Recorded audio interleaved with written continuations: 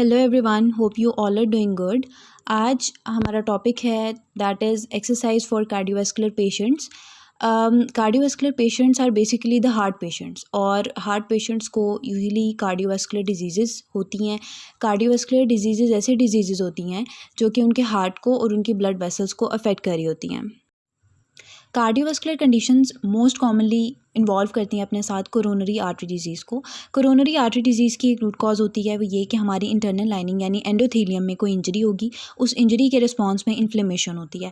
Inflammation में हमारी body के डिफरेंट सब्सटेंसेस उस एरिया पे अट्रैक्ट होते हैं, फॉर इंस्टेंस कोलेस्ट्रोल, फैट्स, और वहाँ प्लाक फॉर्मेशन होती है।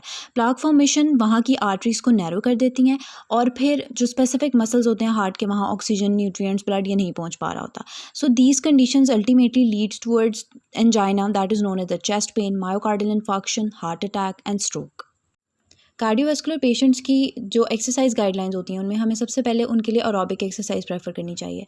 Aerobic exercise is also known as cardio exercises. इसमें हमारे पास ऐसी एक्सरसाइजेज इन्वॉल्व होती हैं जिनमें हमें कॉन्टीन्यूसली ऑक्सीजन की नीड होती है, जैसे वॉकिंग, साइकिलिंग, स्विमिंग। हमें ये exercises 3 to 5 times per week and for 20 to 60 minutes करनी चाहिए इन मॉडरेट इंटेंसिटी। अगर पेशेंट बेयर कर सकता है तो उसकी इंटेंसिटी को बढ़ा भी सकते हैं। ये चीज़ माइंड में रखनी चाहिए कि कार्डियोवैस्कुलर पेशेंट को कभी भी हम लोग आइसोमेट्रिक एक्सरसाइजेज नहीं करवा सकते, क्योंकि उससे उसका ब्लड प्रेशर राइज हो सकता है।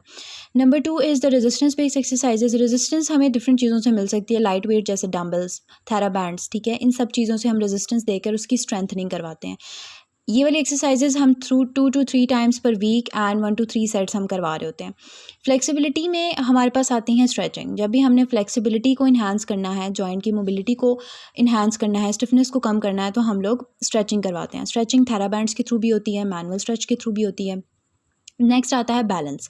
बैलेंस में बेसिकली हम लोग ज़्यादा प्रेफर कर रहे होते हैं एल्डर्स को, क्योंकि उनके अंदर बैलेंस एंड कोऑर्डिनेशन का प्रॉब्लम रहता है। सो बैलेंस को इन्हांस किया जाता है balance board, tandem stands. These are some examples for the aerobic flexibility, balance and resistance training। Rehabilitation की हमें 3 फेजेस मिलती हैं। Phase number 1 involve the light mobility. Light mobility में हम कंसिडर करते हैं बेड मोबिलिटी को, सिटिंग को, लाइट एम्बुलेशन को। Bed mobility is transition from lying down to sitting up. Light ambulation is slow walking that involves the distance per or low intensity physical activity।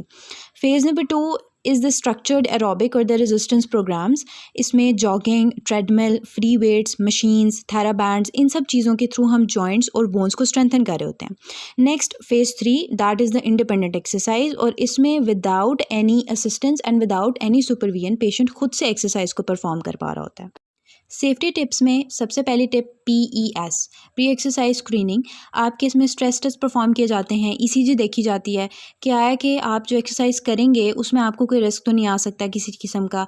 Number 2 में आपके vitals को monitor किया जाता है। अब vitals को monitor करने से मुराद ये है कि आपका हार्ट रेट, आपका ब्लड प्रेशर, ऑक्सीजन सेचुरेशन, आपका RPEs, ये सारी चीज़ें इसमें देखी जाती हैं। नंबर 3 में warm up and cool down. Basically consider किया जाता है कि एक्सरसाइज से पहले you have to just warm up आप, और एक्सरसाइज करने के बाद कूल डाउन। सो ये आपकी एक्सरसाइज की जो आपकी परफॉर्मेंस है उसको बेटर कर रही होती हैं। ओवर एक्सर्शन को अवॉइड करना है। ओवर एक्सर्शन बेसिकली होती है कि आप बियॉन्ड द कैपेसिटी जाके एक्सरसाइज को परफॉर्म करते हैं, और जब आप ऐसा करते हैं तो आपको डिस्कम्फर्ट के साथ साथ इंजरी भी हो सकती है और आपके अनहेल्दी कंडीशंस भी डेवलप हो सकती हैं। कॉन्ट्राइंडिकेशंस ये हैं कि आपने कौन सी कंडीशंस के अंदर एक्सरसाइज को परफॉर्म नहीं करना होता। सो अनस्टेबल एंजाइना में ये होता है कि आपको चेस्ट पेन होती है और अनप्रेडिक्टेबली स्टार्ट हो जाती है, इवन एट रेस्ट भी हो सकती है। अरिथमियाज में आपकी इरेगुलर हार्ट बीट हो जाती है और ये आपसे मैनेज भी नहीं हो रही होती। एओर्टिक स्टेनोसिस में बेसिकली आपका जो एओर्टिक वाल्व है उसकी नर्विंग होती है और ब्लड फ्लो लिमिट हो जाता है। एक्यूट हार्ट फेलियर के अंदर ये हो रहा होता है कि एकदम से आपकी हार्ट की जो पंपिंग एबिलिटी होती है ना, वो एकदम से बहुत ज़्यादा वर्स्ट हो जाती है। सो आपसे वो मैनेज नहीं हो रही होती।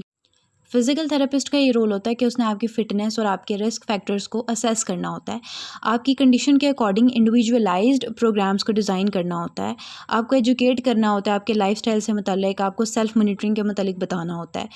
फिज़िकल थेरेपिस्ट एक कोऑर्डिनेशन के साथ चलता है, आपकी कार्डियोलॉजी टीम के साथ कोऑर्डिनेट करके आपकी जो हेल्थ है उसको इंश्योर कर। So at last I will conclude this topic कि अगर आप एक स्ट्रक्चर्ड एक्सरसाइज परफॉर्म करते हैं जिसमें आप इंटेंसिटी, ड्यूरेशन, फ्रीक्वेंसी, मोड, इन सब चीज़ों का ख्याल रखते हुए एक्सरसाइज करते हैं, सो ये आपकी कंडीशन को प्रिवेंट करता है, मैनेज, रिहेबिलिटेशन, ये सब चीज़ें आपकी कंडीशन के साथ हो रही होती हैं और इससे आपकी कार्डियक फंक्शनिंग इंप्रूव होती है, आपका ब्लड प्रेशर मेंटेन रहता है, आपका लिपिड प्रोफाइल, आपकी लाइफ क्वालिटी, ये सब चीज़ें अच्छी हो रही होती हैं। और इससे ज़्यादा ये चीज़ प्लस पॉइंट तब होगा जब आप एक्सरसाइज को किसी प्रॉपर सुपरविजन के अंडर कर रहे होते हैं, ठीक है। ये आपके लिए सेफ़ भी है और इफेक्टिव भी है, क्योंकि एक्सरसाइज एक नॉन फार्माकोलॉजिकल इंटरवेंशन है और इसमें आपको किसी किस्म की मेडिकेशन की ज़रूरत नहीं होती। आई होप आपको इस वीडियो की हर एक चीज़ प्रॉपर्ली समझ आ चुकी होगी। अगर आपको वीडियो अच्छी लगी हो तो do like, subscribe and share. Thank you.